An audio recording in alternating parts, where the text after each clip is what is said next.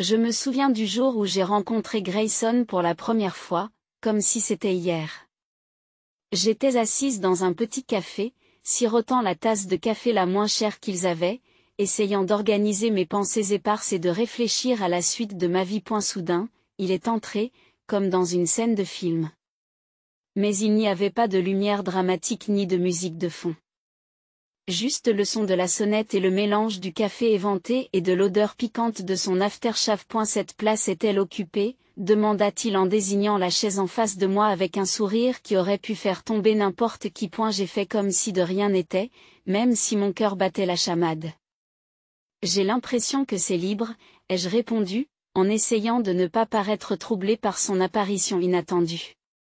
Nous avons commencé à discuter, et c'était comme si nous étions faits dans le même moule. Elle aimait tous les trucs bizarres que j'aimais, qu'il s'agisse de regarder des séries télévisées ringardes ou de débattre avec passion de la meilleure garniture de pizza, l'ananas, qu'il défendait d'ailleurs avec passion. Un peu plus tard, soudain, nous n'étions plus simplement en train de nous voir de manière occasionnelle. Nous sortions vraiment ensemble, et j'avais l'impression de le connaître depuis toujours.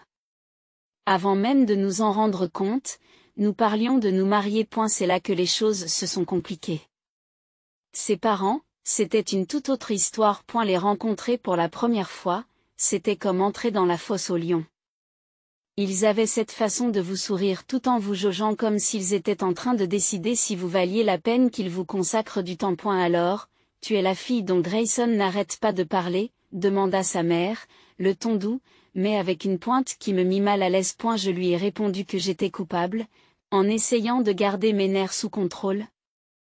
Même si son attitude me mettait mal à l'aise.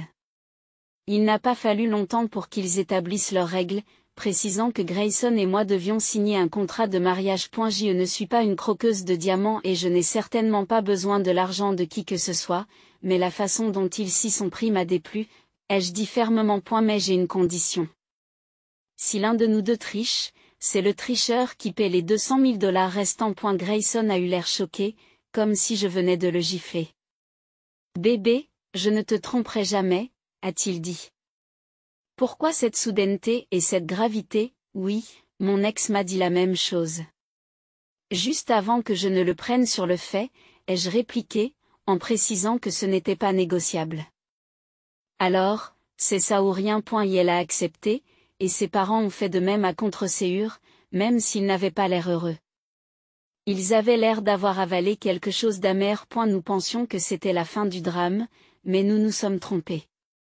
Un soir, nous étions blottis sur notre vieux canapé défraîchi, un canapé que nous avions prévu de remplacer une centaine de fois, mais que nous n'avions jamais fait parce qu'il était devenu notre place. Et la télévision était allumée, mais nous ne la regardions pas vraiment. Nous étions trop occupés à rêver d'un voyage en Italie, un voyage que nous savions inabordable mais que nous étions déterminés à réaliser. Nous avions envie d'aller en Italie, de visiter la ville de Grèce et d'y penser, la nourriture, le vin, l'art. Il faut qu'on y aille, ai-je dit, mes yeux s'illuminant d'excitation. Il a ri et m'a rapproché de lui. Et ça, chérie, tu m'as eu à la nourriture, mais soyons réalistes. Notre compte en banque est plus fait pour le camping dans le jardin que pour une escapade romantique à Venise. Je lui ai donné un petit coup de coude pour l'amuser. Alors, on va économiser. Nous réduirons les dépenses inutiles comme, je ne sais pas, tes jeux vidéo. Il a fait semblant d'être horrifié. Pas les jeux vidéo. Prends mes chemises, mes chaussures, même ma cafetière, mais pas les jeux. Nous avons ri. C'était nous. Toujours en train de rêver en grand, mais toujours ancrés dans la réalité. Nous n'avions besoin de rien d'extraordinaire pour être heureux. Notre joie résidait dans les petites choses, comme Grayson qui préparait le petit déjeuner le samedi. Elle ne savait pas cuisiner pour sauver sa vie, mais d'une manière ou d'une autre, il maîtrisait les œufs brouillés et les toasts, accompagnés d'un café épouvantable. Pourtant, j'adore ces matins d'H. Je pense à des œufs brouillés aujourd'hui. Qu'en penses-tu? Demande-t-il en se dirigeant déjà vers la cuisine. Seulement si tu me promets de ne pas brûler les toasts cette fois-ci. Je lui réponds en ajoutant. Et je fais le café. Un jour, le sujet que nous avions éludé a finalement été abordé.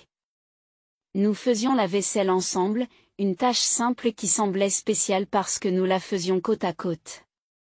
Tessa, dit Grayson, rompant le silence confortable. Il faut qu'on parle de fonder une famille.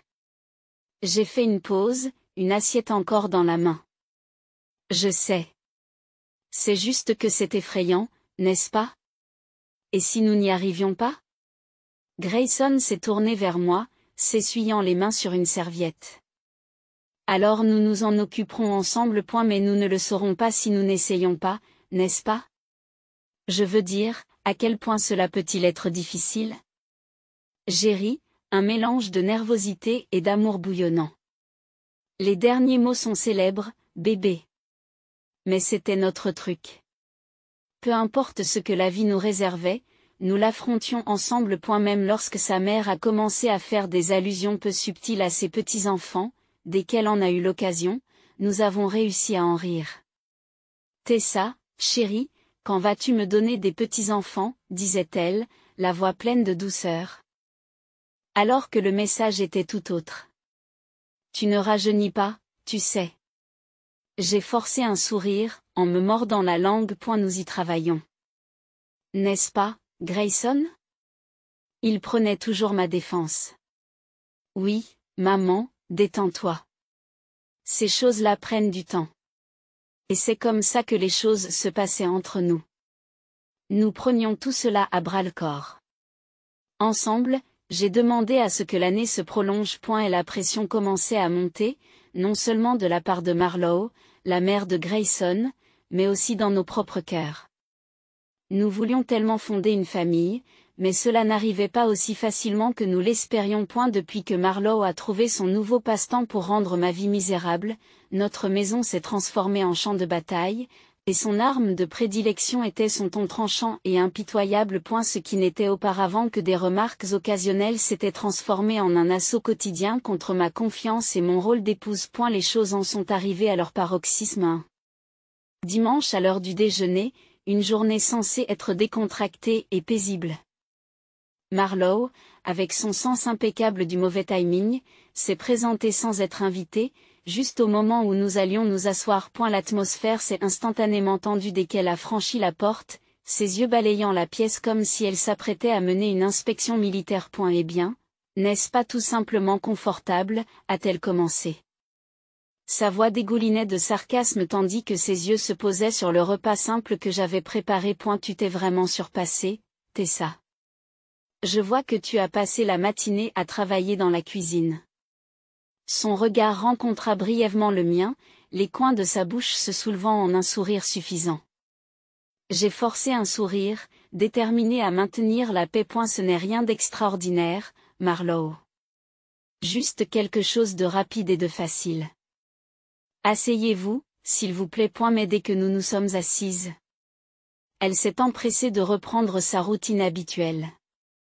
Tu sais, Tessa, dit-elle, la voix empreinte de condescendance. J'y parlais à Madame Henderson l'autre jour et elle m'a dit que son petit-fils venait de naître. Cela m'a fait réfléchir, quand est-ce que Grayson et toi allez me donner de bonnes nouvelles? Ce n'est pas comme si vous rajeunissiez. Je sentais mon visage rougir d'un mélange d'embarras et de colère. J'ai jeté un coup d'œil à Grayson, le suppliant silencieusement de me soutenir. Mais il était soudain très intéressé par son assiette. Maman, allez, marmonna faiblement Grayson, mais c'était sans conviction et nous le savions tous.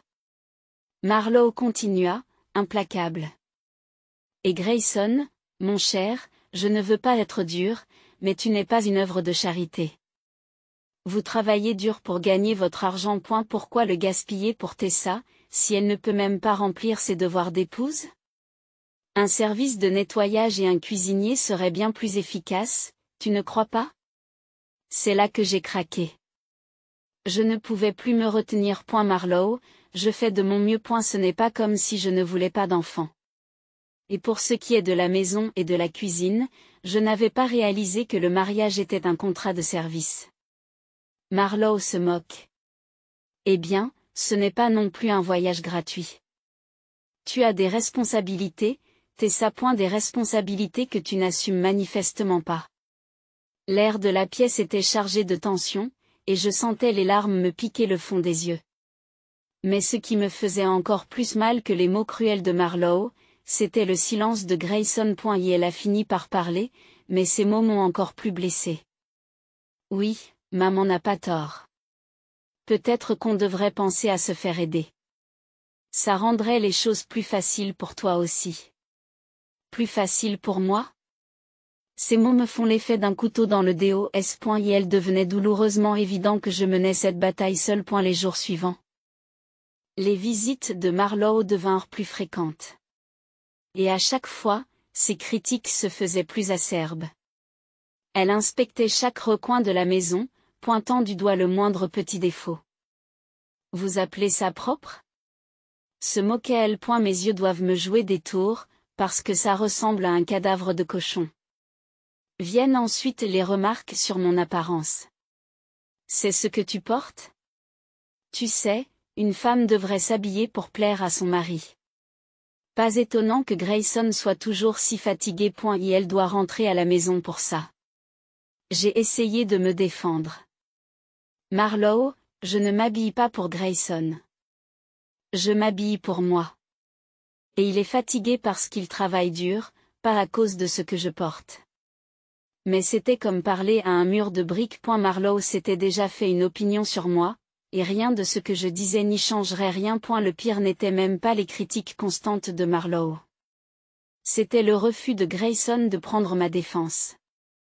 Après chacune de ces visites, nous nous disputions.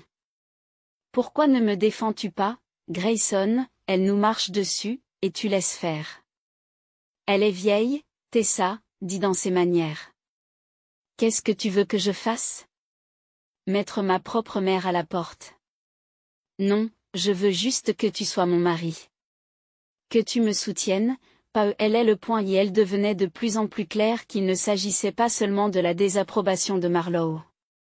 Il s'agissait de notre mariage. Si nous étions assez forts pour rester unis, ou si nous allions laisser les mots durs de Marlowe nous déchirer. Au fil des jours et des semaines, je me suis rendu compte que ce n'était pas qu'une phase passagère. J'avais l'impression que nous étions assiégés et que si nous n'agissions pas rapidement, il n'y aurait peut-être plus rien à sauver. Les choses entre Grayson et moi s'étaient refroidies depuis que Marlowe avait intensifié sa campagne de critique, mais il n'y avait pas que la tension à la maison. Grayson avait commencé à agir bizarrement. Et ce n'était pas le genre de bizarrerie qui vient du stress au travail. C'était quelque chose de plus profond, quelque chose qui me tordait l'estomac. Cela a commencé avec les appels téléphoniques. Grayson a toujours été très ouvert à propos de son téléphone. Nous n'avions pas de secret l'un pour l'autre. Mais récemment, chaque fois qu'il recevait un appel, il sortait de la pièce et l'identifiant de l'appelant affichait toujours le même nom. John Work. Qui est John Work? Ai-je demandé un soir, en essayant de garder un ton léger. Grayson a tressailli, signe évident qu'il était sur les nerfs. Oh, c'est juste un nouveau au bureau. Beaucoup de questions, vous savez. Mais ça ne s'est pas arrêté là. Grayson, qui ne s'était jamais soucié de son apparence, a soudain commencé à faire attention à sa façon de s'habiller. Fini les vieux t-shirts graphiques et les jeans usés. Désormais, il s'agit de chemises à boutons et de pantalons impeccables. De l'eau de Cologne. Il portait de l'eau de Cologne. Depuis quand se soucie-t-il de sentir comme dans un grand magasin? Me dis-je en regardant Grayson se préparer un matin. C'est quoi ce nouveau look, Grayson? Tu as un entretien d'embauche ou quelque chose comme ça? Plaisantai-je en essayant de rester légère, mais je n'arrivais pas à me débarrasser du malaise qui grandissait en moi. Il a souri un peu trop vite. J'avais juste envie de changer d'air. Il n'y a pas de mal à ça, non, mais les changements ne concernaient pas seulement ses vêtements. Les soirées tardives au travail devenaient de plus en plus fréquentes. Il m'a envoyé un texto, encore un long, bébé. Désolé, ce projet me tue. Je ne serai pas en retard, je le promets. Mais l'horloge passait minuit et j'attendais toujours, prétendant que tout allait bien. J'ai essayé de faire abstraction de tout cela, en me persuadant qu'il s'agissait simplement du stress du travail. Mais le sentiment que quelque chose n'allait pas s'accrocher à moi comme une ombre. C'est alors que j'ai fait quelque chose que je n'aurais jamais pensé faire. J'ai engagé un détective privé. C'était surréaliste, on aurait dit une mauvaise série télévisée, mais je devais connaître la vérité. Lorsque l'enveloppe est arrivée, je l'ai regardée pendant ce qui m'a semblé être des heures avant de l'ouvrir. Le contenu était aussi déchirant qu'accablant. Des photos de Grayson avec une autre femme. Leur intimité est indéniable. Dans chaque cadre, ils avaient l'air heureux, enveloppés dans un monde qui ne m'incluait pas, mais il n'y avait pas que les photos, l'enregistrement était le véritable poignard. J'ai écouté leur conversation, pleine d'affectation et de projets. Ils n'avaient pas seulement une liaison, ils étaient amoureux. Ou du moins, Grayson était amoureux d'elle. J'étais assise là, les preuves étalées devant moi, mon cœur se brisant morceau par morceau. C'était et la preuve qui pouvait briser notre mariage et m'ancrer dans un divorce houleux si on en arrivait là. Mais je n'étais pas prête à l'affronter. Pas encore. J'avais besoin d'un plan, d'un moyen de naviguer dans cette épave avec ma dignité intacte. Pendant des jours, j'ai porté le secret comme une pierre lourde, en prétendant que tout était normal. Grayson continuait sa mascarade et je jouais le rôle de l'épouse parfaite, souriant, cuisinant, faisant le ménage. Pendant ce temps, le poids de la vérité m'écrasait de l'intérieur. Nos conversations sont devenues des répétitions. Chaque mot était soigneusement pesé. Nous dansions autour de l'éléphant dans la pièce, prétendant que tout allait bien. Tout va bien, et M? Tu es silencieuse ces derniers temps, demande Grayson un soir, son inquiétude semblant presque sincère. Oui, je suis juste fatiguée. Le travail a été dingue? Ai-je menti? Les mots sont amers sur ma langue. C'était un jour comme les autres, jusqu'à ce que ce ne soit plus le cas. Je passais devant le bureau de Grayson quand j'ai entendu des voix. La porte était légèrement entr'ouverte et je me suis arrêtée. C'était Grayson et sa mère, Marlowe. Leur conversation n'était pas décontractée. Elle était lourde, teintée de quelque chose de plus sombre. Je te le dis, maman, je ne peux plus faire ça. Il ne s'agit pas seulement des enfants. J'ai perdu tout sentiment pour Tessa. C'est comme si nous étions des colocataires, et non pas mari et femme, dit la voix de Grayson, tendue et fatiguée. Et la réponse de Marlowe fut tranchante, son ton dégoulinant de son habituel dédain. Bien sûr que c'est ce que tu ressens. Elle ne vous a pas donné d'enfant. Et soyons honnêtes. Qu'a-t-elle apporté d'autre à ce mariage? Mais ne précipitons pas les choses. Mon 68e anniversaire approche et nous ne voudrions pas manquer un cadeau généreux de sa part, n'est-ce pas? Son cynisme était comme un couteau qui me retournait les tripes. Il complotait contre moi, il se servait de moi jusqu'à ce qu'il soit opportun de se débarrasser de moi. Et la voix de Grayson est devenue froide, calculatrice. Et après avoir reçu ce beau cadeau coûteux, nous pourrons la mettre à la porte, n'est-ce pas? Exactement, mon cher, confirma Marlowe, sa voix suintant la malice. Il suffit d'attendre un peu plus longtemps. Je suis resté là, figé. Il planifiait ma sortie de cette famille, comme s'il s'agissait d'une liste d'épicerie, et je n'étais rien de plus qu'un article jetable. La blessure était profonde, mais elle s'accompagnait de quelque chose d'autre. Un désir brûlant de vengeance. Il pensait pouvoir m'utiliser et me mettre de côté. Ils se sont trompés. Je n'étais pas un simple pion dans leur jeu tordu.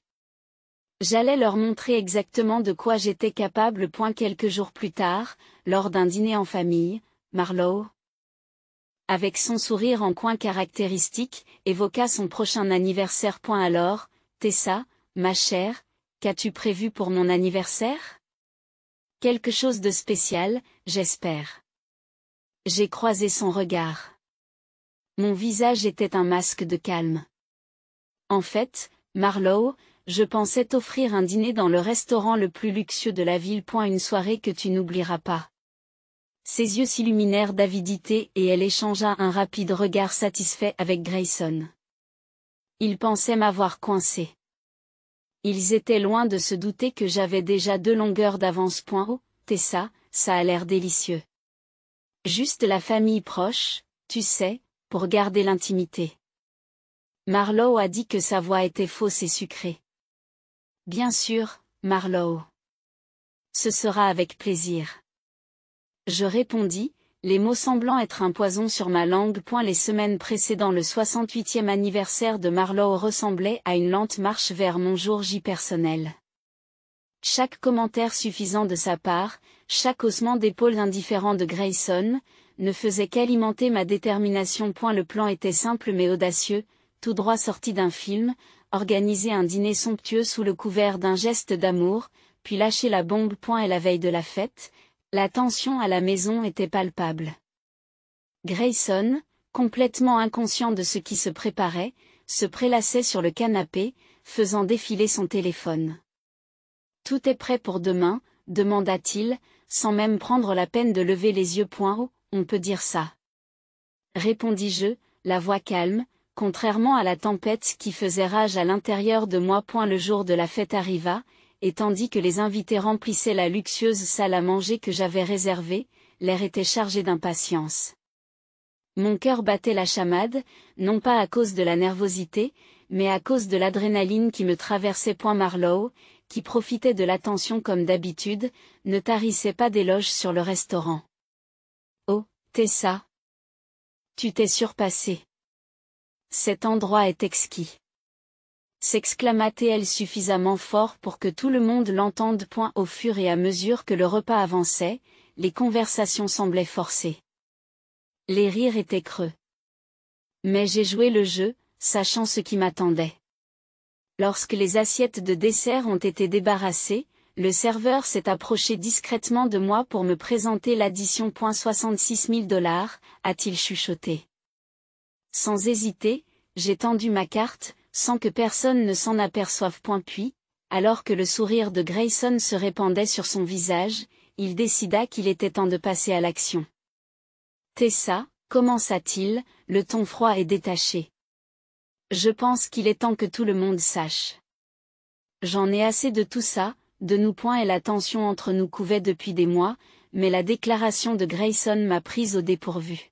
« Je veux divorcer », a-t-il dit, ses mots flottant dans l'air comme un nuage toxique. Elle a aspiré le bruit de la pièce, ne laissant qu'un silence étouffant. J'y suis resté figé un moment, mon esprit s'emballant pour assimiler le poids d'une telle déclaration. Avant que je ne puisse répondre, Marlowe, toujours prompt à retourner le couteau dans la plaie, intervint. « Eh bien, puisque tout est dit, je pense qu'il vaut mieux que tu partes, Tessa. Nous célébrons la famille ce soir, et tu n'en fais plus partie. Et la salle est devenue mortellement silencieuse. Tous les regards se sont tournés vers moi, attendant l'inévitable effondrement. Mais au lieu de m'effondrer, je suis resté debout avec un calme que je ne ressentais pas vraiment. Sans un mot, j'ai hoché la tête et je suis sorti, l'air frais de la nuit me giflant alors que je laissais derrière moi la seule vie que j'avais connue pendant des années. Chaque pas vers la maison était lourd, la réalité de ce qui venait de se passer s'enfonçant dans ma tête. Lorsque j'atteignis l'appartement, non, son appartement. Un plan avait déjà commencé à prendre forme dans mon esprit. Il n'y avait pas de temps pour les larmes, pas de place pour le chagrin. J'ai fait mes valises rapidement, engourdi par la froide résolution qui s'était installée en moi. C'était la fin d'une vie et le début d'une autre. Alors que je bouclais la dernière valise, mon téléphone a vibré sans relâche. Je l'ai d'abord ignoré, mais lorsque la curiosité a pris le dessus, j'ai vu le nom de Marlowe clignoter sur l'écran. Sa voix, tranchante et grinçante, a immédiatement envahi mes oreilles. « Tessa, le paiement n'a pas été effectué. Tu dois régler ça tout de suite. » Quelle ironie. En me préparant à l'inévitable, j'avais bloqué le compte partagé, sachant que ce serait la première chose que Grayson essaierait d'utiliser contre moi. J'ai laissé les mots couler, savourant le moment avant de répondre calmement. C'est malheureux, Marlowe. Mais comme je ne fais plus partie de la famille, comme il l'a si bien dit, tu devras te débrouiller avec ça. Son indignation a explosé dans le téléphone, ses mots hurlant de venin. Mais pour moi, c'était de la musique. J'imaginais déjà le chaos qui régnait au restaurant, le personnel exigeant d'être payé, Marlowe piquant des crises de colère, finalement, l'arrivée de la police pour calmer la situation. C'était une fin appropriée à l'imposture qu'était devenu mon mariage. Le lendemain matin, les papiers du divorce en main, je suis retournée une dernière fois dans ce qui était notre maison commune. Dès que j'ai franchi la porte, la tension était palpable. Grayson et Marlowe se disputaient déjà, mais lorsqu'ils me virent, leur hostilité se transforma en un front uni. Tu as du culot de te pointer ici après la nuit dernière. Cracha Grayson, son visage n'étant qu'un masque d'incrédulité et de colère. Marlowe, toujours aussi vipère, siffla d'accord. Misérable ingrat. Tu nous as mis dans l'embarras devant toute la ville. Sais-tu à quel point c'était humiliant de voir la police débarquer? Les gens riaient, filmaient. J'ai répondu à leur fureur par un calme que je ne ressentais pas vraiment. Embarrassé? Tu penses que c'est ton plus gros problème en ce moment? J'ai jeté les papiers du divorce sur la table, les photos accablantes de la liaison de Grayson par-dessus. Tu devrais te préoccuper davantage de ça. Le visage de Grayson est devenu blanc tandis qu'il prenait les photos. Marlowe l'épie par-dessus son épaule. Leur colère s'est transformée en choc, puis en panique lorsque la réalité de leur situation s'est imposée. N'oublions pas le contrat de mariage, n'est-ce pas? Ajoutai-je d'une voix froide. Vous trichez, vous payez. 100 000 $ pour être exact. Le visage de Marlowe se tordit en un rictus. Tu n'oserais pas. Vous ne pouvez pas nous faire ça. Oh, mais je le peux et je le ferai. Grayson, réalisant la gravité de la situation, changea de tactique. Et s'il te plaît, parlons-en. On peut arranger ça. Je n'ai pas pu m'empêcher de rire. Un son amer s'échappant de ma gorge. Arranger ça? Tu penses que tu peux défaire tout ça avec quelques mots? Non, Grayson, c'est fait. Marlowe tenta sa propre approche manipulatrice, sa voix s'adoucissant au fur et à mesure qu'elle laissait transparaître une fausse inquiétude. Tessa, chérie, réfléchis à ce que tu fais. Cela va nous ruiner. Je la regardai fixement, ma détermination inébranlable. Ce bateau a coulé, Marlowe. Tu aurais dû y penser avant. Leurs appels se faisaient de plus en plus désespérés, mais j'avais déjà pris ma décision. J'en avais fini d'être leur pion. Finalement, Grayson n'a pas eu d'autre choix que d'emprunter de l'argent à ses parents pour me payer. En quittant la maison pour la dernière fois, chèque en main, j'ai ressenti une légèreté inattendue. Le poids de leur trahison avait été levé et j'étais enfin libre. Grâce au paiement, j'ai pu me procurer un petit logement confortable. Ce n'était pas grand, mais c'était le mien. Chaque recoin était un sanctuaire par rapport au chaos de mon ancienne vie. La vie était plus calme maintenant et je l'aimais bien. J'avais un travail qui m'occupait, des voisins sympathiques qui me saluaient en passant, et un petit jardin que je pouvais entretenir avec soin. Mais de temps en temps, une petite nouvelle de l'ancienne vie me parvenait. L'autre jour, alors que je prenais un café dans un endroit du quartier, j'ai croisé quelqu'un de l'ancien quartier. Après les civilités d'usage, ils se sont penchés vers moi, leur voix devenant un chuchotement conspirateur. As-tu entendu parler du dernier drame avec ton ex et sa mère? J'ai levé un sourcil, la curiosité piquée. Je ne peux pas dire que j'en ai entendu parler, mais dites-moi. Les ragots étaient délicieux. Apparemment, la nouvelle petite amie de Grayson ne s'entendait pas très bien avec Marlowe. Ils se battaient comme chien et chat, ce qui donnait à ma situation l'air d'une promenade de santé. Alors que je m'éloignais, mon café à la main, je ne pouvais m'empêcher de me sentir soulagée. Autrefois, une telle nouvelle m'aurait fait sombrer dans la spirale. Mais maintenant, ce n'était qu'un autre épisode du drame de quelqu'un d'autre. Aujourd'hui, mes plus grandes inquiétudes consistent à savoir si mes tomates vont mûrir avant que les écureuils ne s'en emparent, ou si je parviendrai un jour à maîtriser le yoga sans ressembler à un cerf nouveau-né sur la glace. Et la vie est plus simple, plus calme et infiniment plus douce de ce côté-ci du chaos.